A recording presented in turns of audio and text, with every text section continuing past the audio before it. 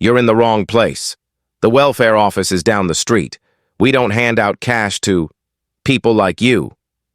Those words cut through the air like a knife inside the marble lobby of Liberty National Bank, right in the heart of Manhattan. The voice belonged to Brian Walker, a bank teller who leaned back in his chair with a smirk. His words didn't just sting, they silenced the entire lobby. A few heads turned, then the whispers started. Before we continue, where are you watching from? Comment below, hit like, and subscribe. This story will shake an entire bank. Now, let's step back into that moment. Standing at the counter that Friday afternoon was Alicia Johnson, 42 years old. She wore a simple navy blue business suit. Nothing flashy. No designer handbag on her arm. No entourage following her steps. Just Alicia, calm and composed, with a slip of paper in her hand. That slip carried a number that raised eyebrows, $50,000 in cash. She laid it on the counter, her voice even and steady. "I'd like to withdraw this from my account." Brian glanced at the paper, then up at her. His smile widened, sharp as a blade. 50,000? Most people don't see that much money in a lifetime. Are you sure you even have an account here? Or is this some kind of scam? Murmurs rippled through the line behind her. Some shook their heads in disgust. Others crossed their arms, silently agreeing with the teller's suspicion. Alicia didn't flinch. Her face remained composed, her eyes calm. She repeated, word for word, "I want to withdraw money from my account." Brian chuckled loudly, like he was enjoying a private joke at her expense.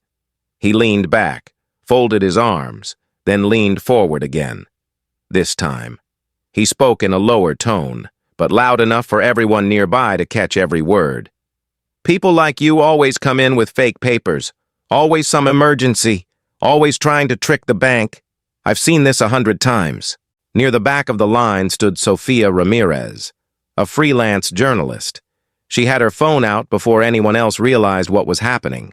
Within seconds, a red bar lit up at the top of her screen. Live. The caption she typed was simple but powerful.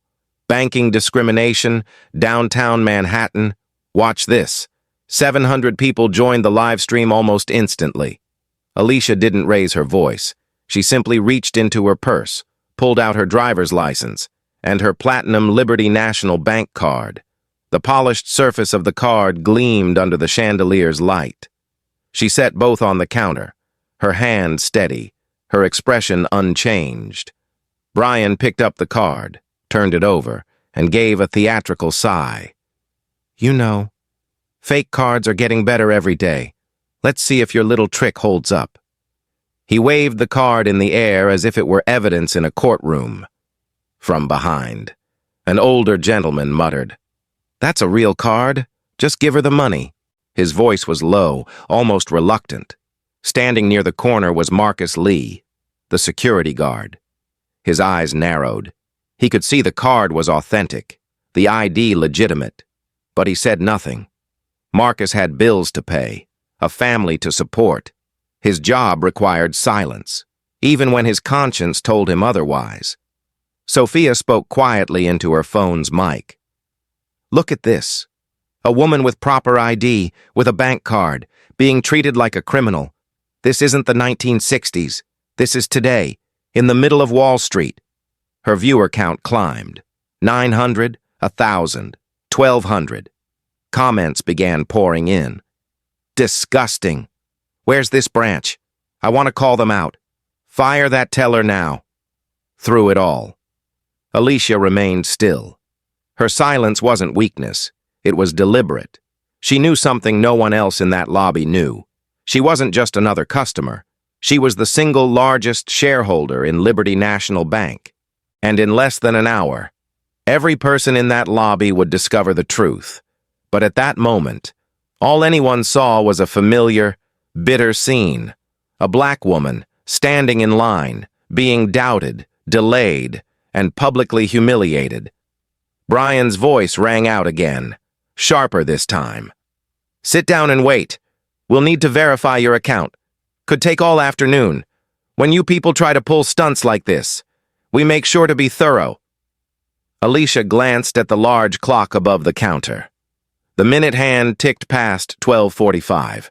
She knew that at 1:15, a board meeting would begin upstairs. She was expected there, not as a customer, but as a director.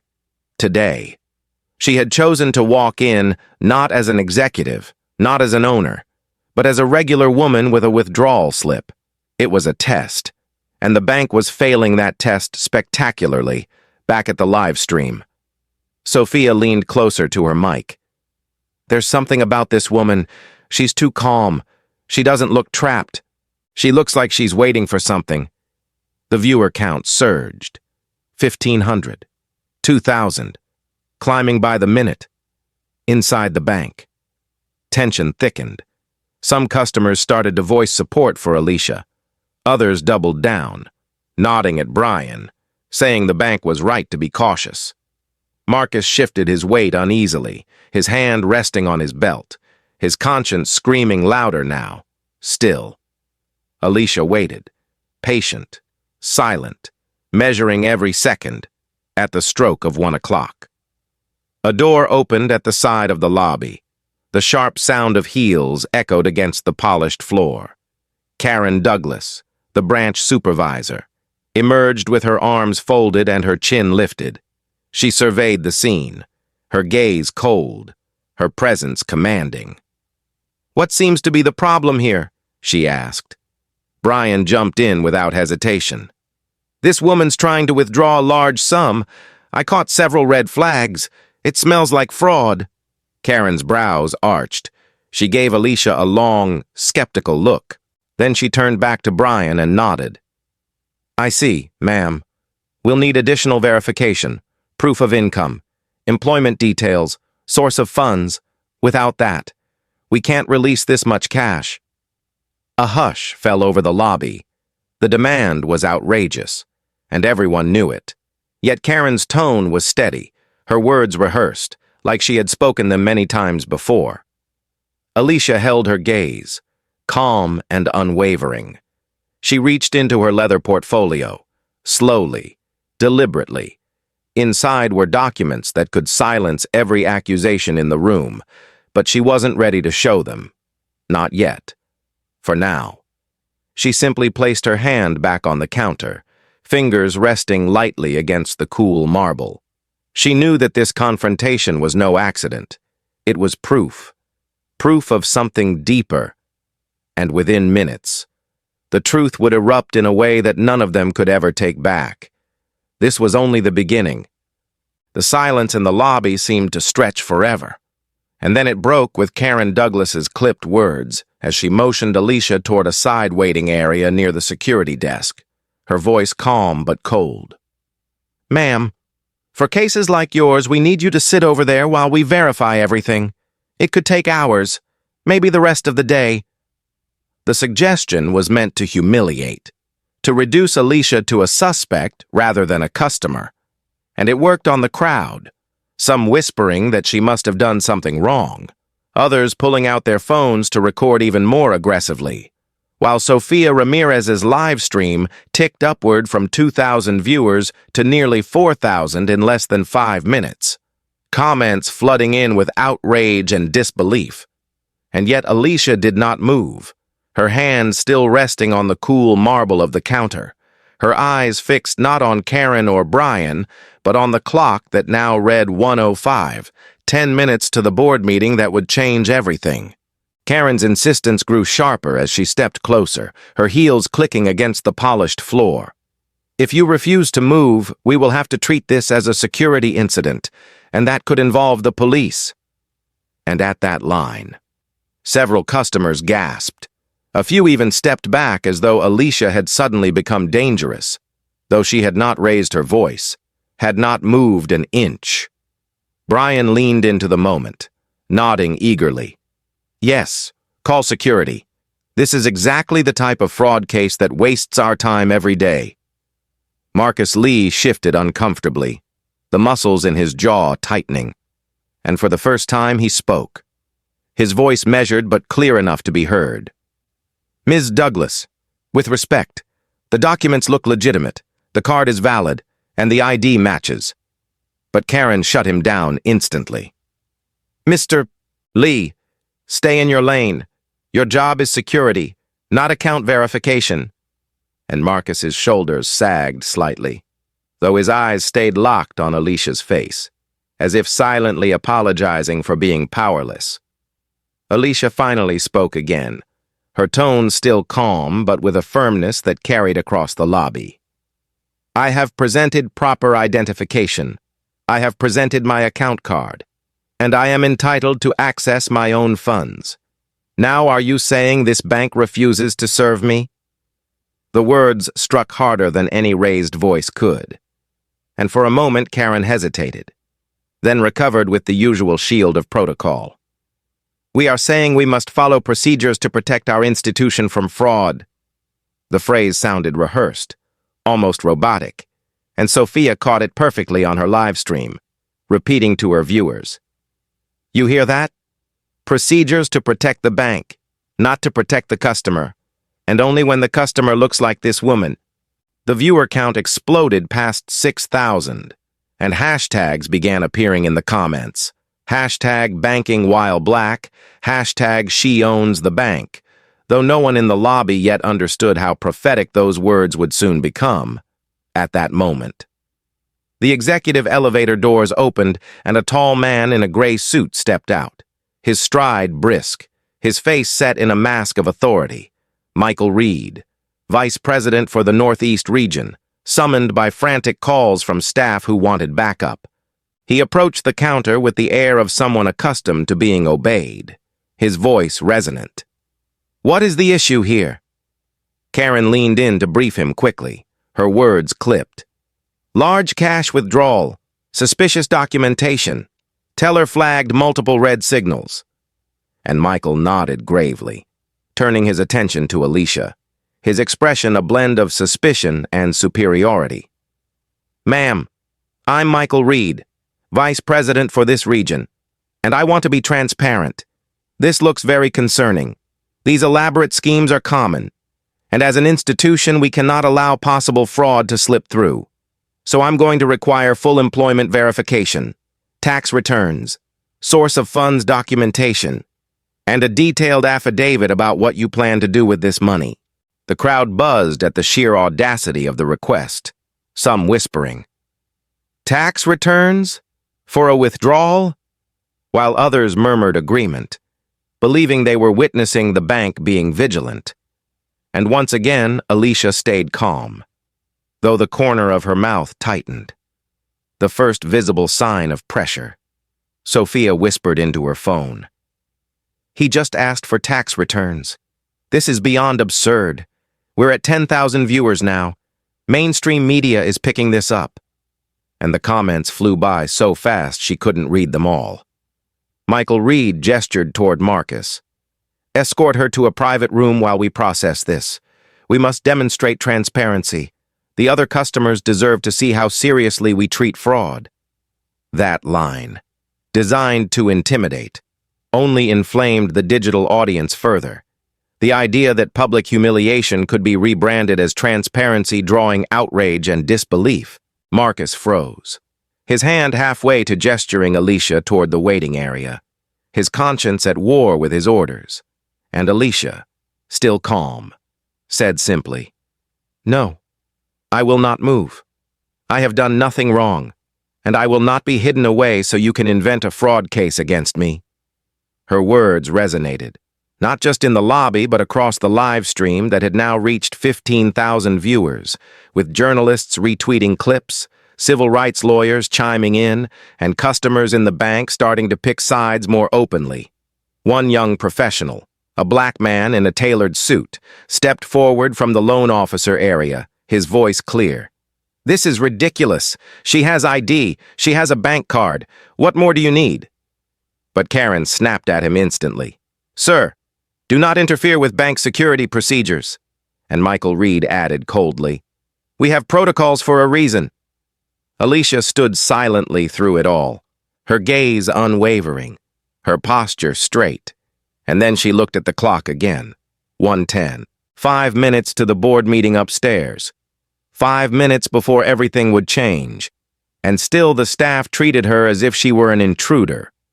Brian smirked behind the counter, convinced he was winning, convinced he was protecting the bank, while Sophia whispered into her mic, "Something is about to happen. You can feel it in the air. She's too calm. She knows something we don't." And the comments poured in. "Don't give up. Expose them. This is history."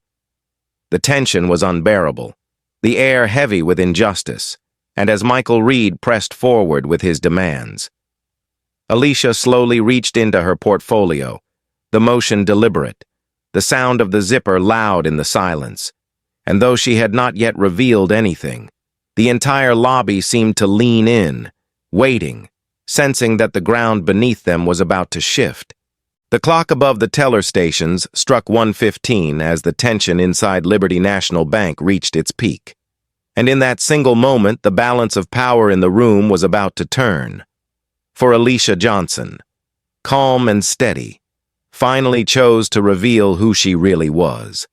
And the truth would shatter every smug word Brian Walker and Karen Douglas had uttered in the last 45 minutes. The portfolio she had carried so quietly until now opened with deliberate grace. And from inside, she drew a single business card embossed with gold lettering, placing it gently on the counter. The gesture so controlled that it made the act more powerful than any outburst could have been. Brian glanced at it and snorted, reading aloud for everyone to hear. "Alicia Johnson, Chief Executive Officer, Johnson Capital Group," then tossed it back with a scoff. "Another fake business card. They sell these online for $5. But Michael Reed, standing a step behind him, leaned closer, his eyes narrowing, because he recognized something about the paper, the font, the quality that was far too precise to be a counterfeit. Alicia then withdrew a second card, this one bearing the Liberty National Bank logo itself, alongside legal text so dense that several customers craned their necks to see. And when Michael read it aloud, his voice faltered. "Board of Directors, Preferred Shareholder, Series A, Voting Rights." And his face drained of color as the realization hit him. Murmurs erupted instantly, customers gasping, phones capturing every second, Sophia whispering into her mic with a tremor of excitement. "Oh my God, she's not just a customer, she's on the board." Alicia did not raise her voice, yet the weight of her words silenced the room. "Johnson Capital Group owns 29% of Liberty National Corporation. We are the largest single shareholder. And today's executive meeting upstairs is my quarterly board review." The lobby seemed to freeze. Brian's mouth fell open, the business card slipping from his fingers to the counter. Karen instinctively stepped back as though the marble surface itself had burned her, and Michael Reed struggled for words that would not come. In the live stream chat, hashtags exploded. Hashtag she owns the bank and hashtag Liberty exposed trending nationwide within minutes. And the viewer count jumped from 20,000 to 40,000 in less than half a minute, with news outlets embedding Sophia's feed on their homepages, amplifying every second of the spectacle. Alicia reached again into her portfolio and produced documents stamped confidential, spreading them on the counter like cards in a high-stakes poker game, quarterly reports, shareholder agreements, and a thick folder marked Customer Experience Assessment. Her voice calm, but with the edge of final authority. "For the last 8 months, I have been conducting anonymous visits to Liberty National branches across the country to test frontline customer service. Today was one of those visits. And what you have provided me is exceptional data, not for fraud detection, but for our discrimination analysis." A heavy silence pressed down on the room, broken only by the frantic clicking of Sophia's phone as she zoomed closer, capturing the expressions of every employee who had humiliated Alicia, and capturing, too, the stunned faces of customers who now realized they had witnessed something historic.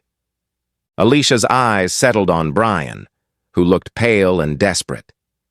"Show me the policy that authorizes you to assume a black customer is fraudulent until proven otherwise. Show me the manual that instructs you to deny service based on skin color." And Brian's lips parted, but no sound emerged, his years of rehearsed excuses crumbling into useless fragments. Karen attempted to step in, her voice thin. "Ma'am, surely we can resolve this internally." But Alicia cut her off with precision. "This matter became external the moment you threatened to call the police on a shareholder. This live stream has documented every second, and regulators are already watching." As if to prove her point, she lifted her phone, screen lit with messages from Washington. "Our compliance department reported this incident to the Federal Reserve and the Office of the Comptroller of the Currency 20 minutes ago. Senator Elizabeth Warren's staff is monitoring this feed, and the House Financial Services Committee has been notified." Gasps spread through the crowd again, the weight of government oversight now crashing into the scene, and Sophia whispered to her audience, "We are at 70,000 viewers. CNN, Fox, and MSNBC are all running clips. This is national news." Alicia's composure never wavered. "The Equal Credit Opportunity Act allows penalties of up to $500,000 per violation, and the Community Reinvestment Act requires that banks serve all communities equally. Today you violated both." She tapped the folder on the counter. "This report shows 43 formal complaints of discrimination across Liberty National branches in the past 6 months, 76% involving customers of color. And what you did today proves the pattern is real." The crowd, once divided, began to clap, slowly at first, then louder, a wave of support that drowned out Brian's sputtering denials, and even Marcus, the security guard who had stood silently torn, now straightened his shoulders, his face showing quiet relief that the truth had been exposed. Alicia looked directly at Michael Reed, her tone final. "Accountability starts at the top, and you will answer for enabling this behavior. As of this moment, the board is aware, and your position is under review." Michael staggered back a step, sweat beading on his forehead, realizing his career had collapsed in front of cameras broadcasting to the world. Sophia's live stream comments screamed with approval. "Justice!" She flipped the script. "This is history in the making." And the viewer count surged past 100,000 at that very moment.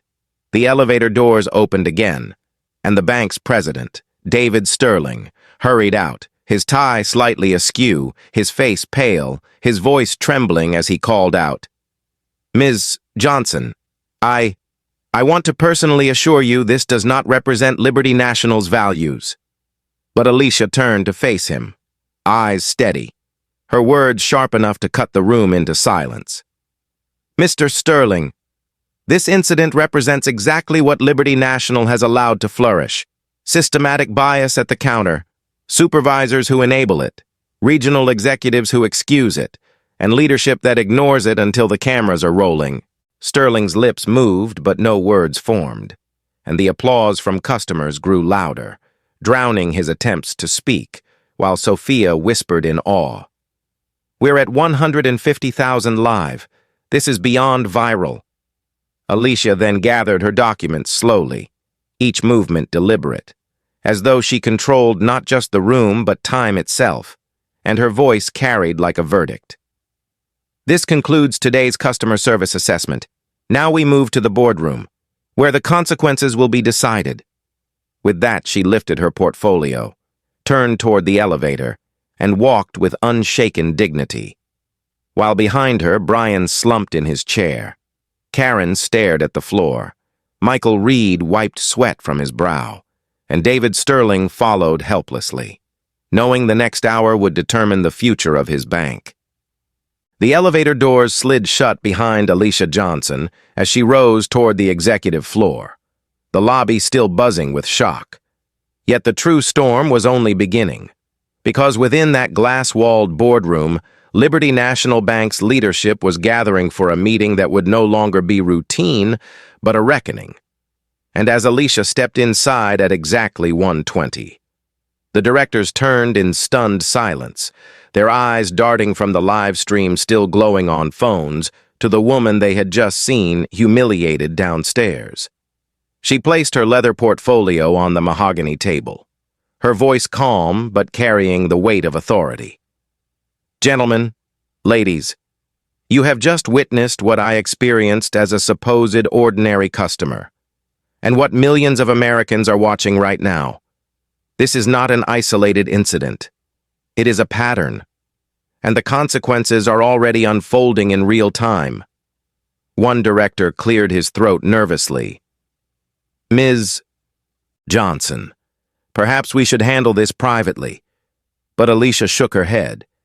"It is already public. The entire nation is watching, and regulators have been notified. There is no putting this back in the box." On the screen at the end of the room, market data flickered red. Liberty National's stock dropping 6% in after-hours trading, representing $780 million evaporating in less than an hour. And a Bloomberg alert flashed.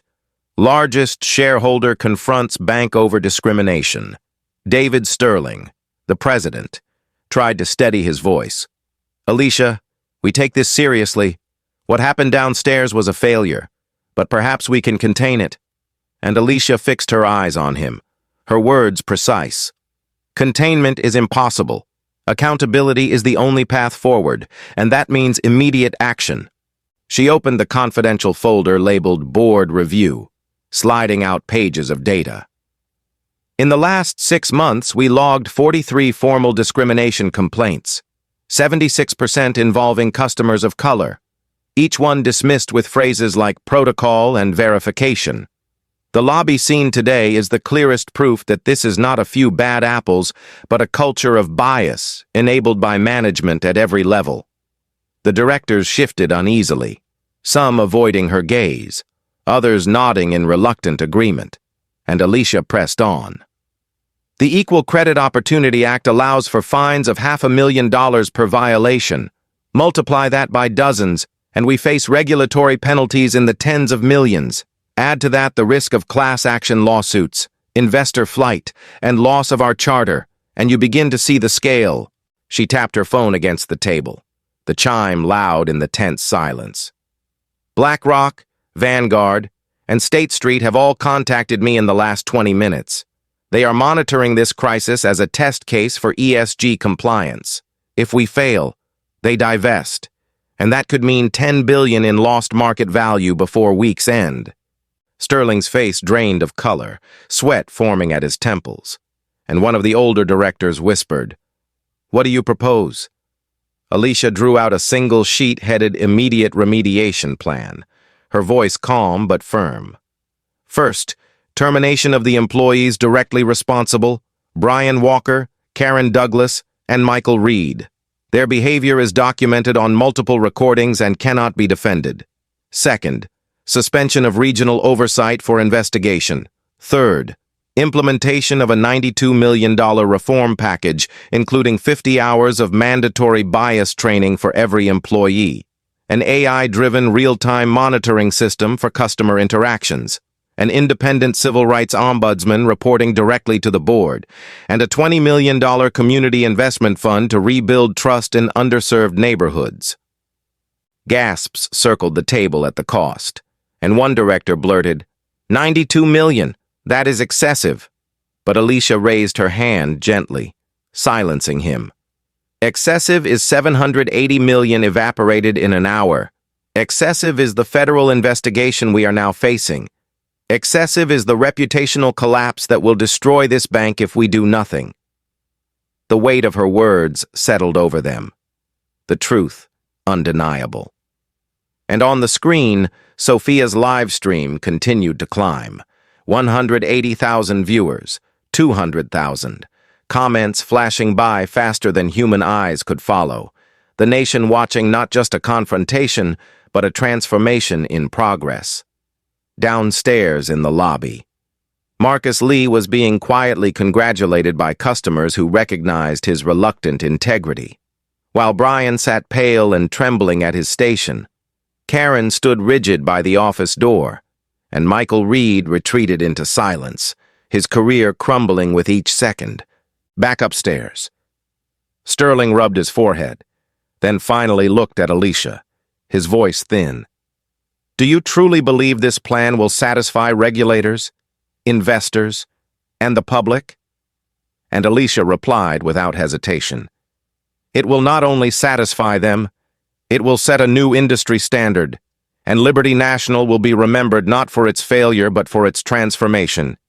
If we act decisively now. A long silence followed, broken only by the soft hum of the air system. Then, one by one, the directors nodded, the weight of inevitability pulling them toward her plan. Sterling exhaled slowly, his shoulders sagging. Very well, we vote. And with raised hands, the board approved. Unanimous, a signal that the bank would bend to Alicia's will. She gathered her papers, stood tall, and delivered the final line that would echo through news broadcasts for days. Justice is not optional. It is the cost of survival. And today Liberty National has paid its down payment. With that, she left the boardroom, her footsteps echoing with authority. While in the lobby, customers began to applaud again as news trickled down that terminations had been ordered, reforms approved, and for the first time in its long history, Liberty National Bank was not just shaken, it was on the path to redemption, led not by those who humiliated a customer, but by the very woman they had underestimated, the woman who owned the bank. News of the board's decision spread through Liberty National Bank faster than wildfire, spilling out from the executive floor down to the lobby where customers were still gathered, and within minutes, cell phones buzzed across the nation with breaking alerts. Liberty National CEO confronted by shareholder over discrimination, immediate firings ordered. And the story was no longer just a live stream. It was front-page news, trending at the top of every platform. Alicia Johnson had left the boardroom with her reform package approved, and now she stood once more in the marble lobby, this time not as a silent customer but as the voice of authority. And when she addressed the crowd, her words carried the dignity of someone who had endured humiliation yet refused to let it define her. The board has accepted my proposals. Firings are underway. Reforms begin immediately. And Liberty National will no longer tolerate bias at any level. Applause broke out. Not polite, but thunderous. The sound of relief and vindication from people who had witnessed injustice transformed into accountability. Cameras captured every angle. Sofia Ramirez's live stream soaring past 200,000 viewers. Major networks embedding her footage on split screens alongside financial analysts who dissected every phrase Alicia spoke in that moment. The reforms moved from words on paper to reality, as HR staff delivered termination notices to Brian Walker and Karen Douglas before stunned employees, while Michael Reed, red-faced and sweating, quietly signed his resignation letter, his decades of work erased by a single day of arrogance and failure. Alicia laid out the plan for all to hear, her cadence deliberate. Every employee will complete 50 hours of bias recognition and de-escalation training. Certification mandatory within 60 days, renewed annually, no exceptions, and this will be monitored by independent auditors. A new AI system will be deployed across all branches, analyzing interactions in real time, flagging discriminatory patterns before they escalate. An ombudsman's office, reporting directly to the board, will investigate complaints with full authority to act. And a $20 million community investment fund will begin supporting minority-owned businesses and financial literacy programs immediately. Her voice echoed across the marble, carried into living rooms across America by evening broadcasts. And the numbers told the story. Twitter trending hashtags #SheOwnsTheBank and #BankingWhileBlack peaked at 1.2 million mentions. Liberty National's stock stabilized, then began climbing back as investors saw not collapse, but transformation, while ESG funds signaled renewed support if reforms were carried out. Customers who had been in the lobby earlier now spoke to reporters. One elderly black man saying with tears in his eyes, "I've been treated like a criminal in this very branch before. Today I saw justice with my own eyes."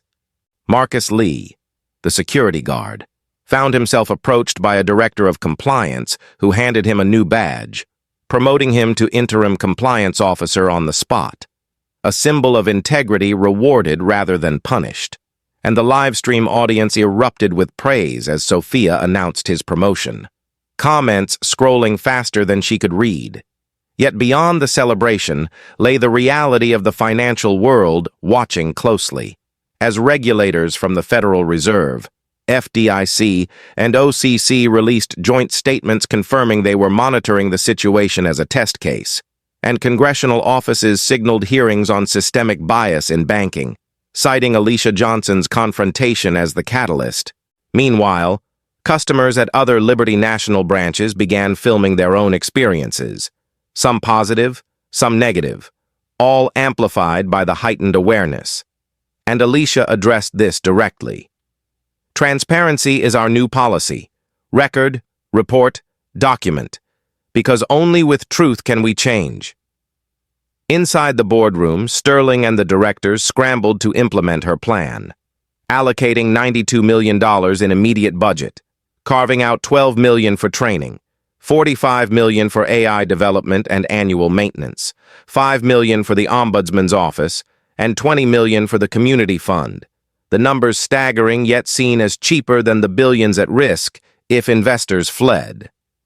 Analysts on CNBC debated fiercely, one host declaring, "This is corporate governance in action, shareholders forcing accountability when management failed," while another countered, "It took public humiliation for them to act. That is not leadership, that is survival." Across the country, everyday Americans discussed the story at dinner tables and in barbershops, many saying the same words. She owned the bank, and they still treated her like she didn't belong. The raw power of that irony drove the narrative, giving Alicia not just corporate leverage but moral authority. That night she appeared on national television, her calm demeanor intact, repeating a phrase that would be quoted for years. "Justice is not an expense, it is an investment, and Liberty National has begun to pay its debt." Behind the scenes, Sterling worked to save his reputation, issuing press releases about reform. But it was clear to all who truly held the reins, and her presence at the head of the shareholder table made that undeniable. Meanwhile, Sophia Ramirez, the young freelance journalist whose live stream had ignited the firestorm, received a call from Liberty National's communications office offering her a role as Director of Transparency and Public Engagement, a move that shocked media circles but signaled Alicia's commitment to real change. And Sophia accepted, telling her audience, "From live streaming injustice to ensuring it never happens again, that's my new mission." The ripple effects grew wider still as rival banks began issuing their own statements, pledging reviews of customer service practices. And by the following week, one major competitor announced a $25 million bias training program of its own, proof that the market itself was responding. In the lobby where it had all begun, customers continued to trickle in and out, some pausing to point at the teller counter where Brian had once stood, now empty, a symbol of how quickly arrogance had turned into unemployment. Alicia returned briefly to thank the crowd still gathered, looking directly into Sophia's camera as she said, "This is only day one. True change requires time and vigilance. But let today be remembered as the day dignity was defended not by words, but by action." The applause that followed was not just for her, but for the principles she represented, that no one, not even the largest bank, could humiliate someone without consequence when that someone had the power, the courage, and the preparation to fight back. And so Liberty National's transformation began, not in a boardroom filled with polished speeches, but in a lobby where a woman stood tall against bias, armed with nothing more than her calm presence, her documents, and the truth. A truth that had already begun to reshape not just a bank, but the future of American finance. 6 months later, the shock of that day had not faded but transformed into something larger. Because Liberty National Bank was no longer the same institution that humiliated Alicia Johnson in its marble lobby. It was now a case study in how power, preparation, and public accountability could reshape an entire industry. The reforms Alicia forced through were not cosmetic. They became the backbone of daily operations, and employees at every branch now began their week not with sales quotas but with compliance reviews, bias training refreshers, and constant reminders that every interaction might be monitored not only by AI but by customers armed with smartphones and the courage to document the truth. The results were dramatic. Complaints about discriminatory treatment dropped by 52% across all branches, and customer satisfaction scores rose to their highest levels in 2 decades, while the $20 million community fund began producing visible impact. Small business owners in underserved neighborhoods receiving loans they had been denied for years, families finally building generational wealth, and civic leaders praising Liberty National as a surprising model of redemption. Financial markets responded in kind. The $92 million spent on reforms looked small compared to the billions saved in investor confidence. And within 3 months, Liberty National's stock not only recovered but reached record highs. Analysts calling it the Thompson effect, shorthand for what happens when social responsibility aligns with shareholder value. Alicia herself became a national figure, invited to testify before Congress, where she told lawmakers with the same calm authority she had shown in the lobby. When discrimination becomes expensive, institutions change, faster than lawsuits, faster than legislation, faster than any speech, because markets do not forgive bias when it costs money. Her testimony was replayed on every major network, and members of both parties grudgingly admitted she had framed the issue more effectively than any lobbyist could. Meanwhile, Brian Walker, the teller whose smirk and dismissive words had lit the fuse, struggled to find new work, eventually taking a job at a small credit union after completing extensive bias training. And in a twist that surprised many, he began speaking at workshops about the dangers of unconscious discrimination, telling audiences, "I thought I was just following protocol, but I was humiliating people, and it nearly destroyed my life." His story becoming a cautionary tale used in training sessions across the country.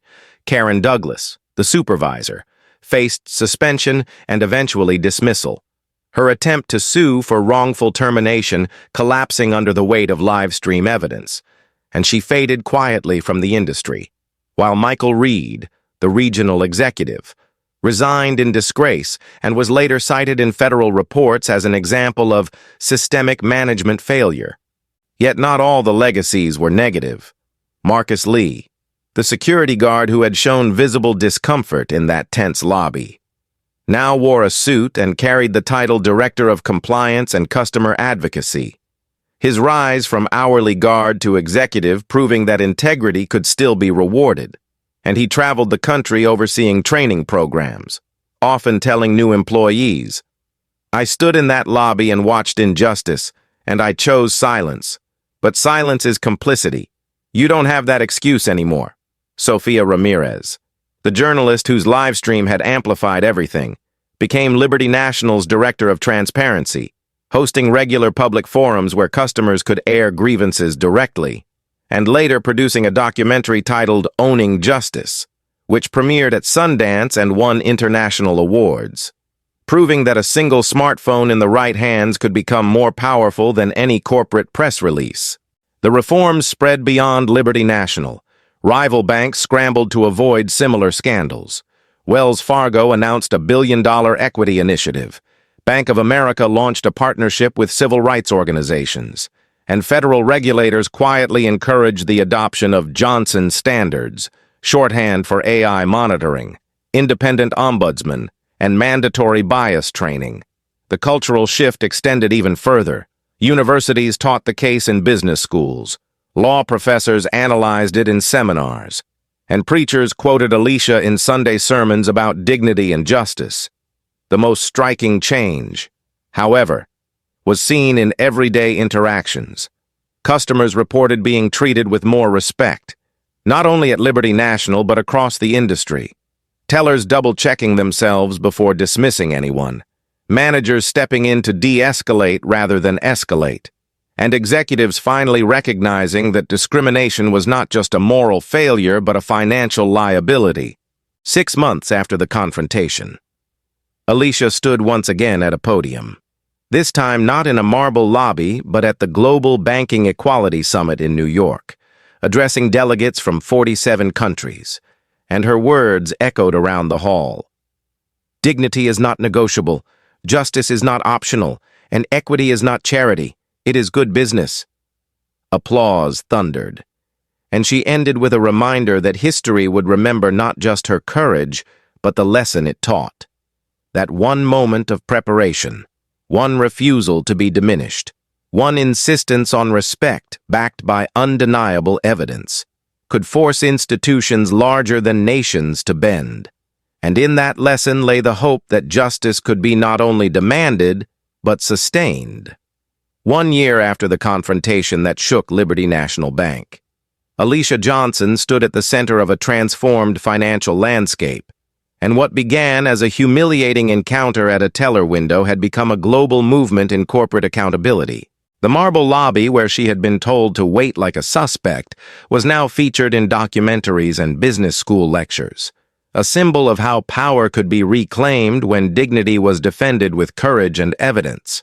The reforms she had forced, bias training, AI monitoring, independent oversight, and a community fund, were no longer experiments but cornerstones of how the bank operated, with results too clear to ignore. Minority loan approvals up by 34%, customer complaints down by more than half, and employee satisfaction rising as workers realized they were part of a system finally committed to fairness. Across the industry, other banks adopted similar reforms to avoid being the next headline, and regulators quietly codified elements of what they now called the Johnson Standards, turning one woman's confrontation into national policy. Alicia's own life changed too, not in the trappings of wealth, which she already possessed, but in the respect she commanded, speaking at Harvard and Stanford about justice and markets, testifying in Congress about financial equity, and addressing the United Nations on corporate responsibility. Her words replayed in news broadcasts worldwide. When discrimination becomes expensive, institutions evolve. But the heart of her legacy was not in speeches or statistics. It was in stories of people touched by the ripple effect. Small business owners who received loans after years of rejection, families who finally opened accounts without suspicion, young employees inspired by Marcus Lee's rise from security guard to compliance director, or ordinary customers who felt respected in spaces where they once felt diminished. Even Brian Walker, the former teller whose arrogance had sparked the humiliation, contributed unexpectedly to this legacy, becoming a cautionary voice at training seminars, admitting his failures openly, warning others never to repeat them. A living reminder that transformation could come not only from those with power, but from those who had once misused it. Sofia Ramirez, the journalist who live-streamed history, went on to win the Pulitzer Prize for her work. Her documentary, Owning Justice, screened around the world, inspiring citizens in other industries to film and expose bias where they saw it, proving that transparency was not just a tool, but a weapon against injustice. The public memory of that day remained vivid. An elegant black woman dismissed as a fraud, only to reveal she owned nearly a third of the bank itself. And that memory became folklore in business and civil rights alike, a modern parable told in classrooms, sermons, and boardrooms. Alicia, for her part, never allowed the story to become only about her. In interviews, she reminded audiences, this was never about one person. It was about a system that needed to change, and the millions who demanded better once they saw the truth. One evening, at a gala for the Community Investment Fund, she stood before entrepreneurs who had received support, listening to their gratitude. and she smiled not with triumph, but with quiet satisfaction, knowing the humiliation she endured had been converted into opportunity for thousands. As she walked off the stage, her daughter asked softly, "Mom, was it worth it?" And Alicia answered with a calm conviction that echoed the strength she showed in that marble lobby. Every moment was worth it, because dignity is priceless. In the end, her story became more than a scandal, more than a turning point. It became proof that preparation and principle could bend institutions once thought unshakable, that justice could be demanded and delivered in real time, and that the most powerful phrase in any boardroom or lobby was not a threat, not even a law, but a simple truth spoken with courage. I own this bank.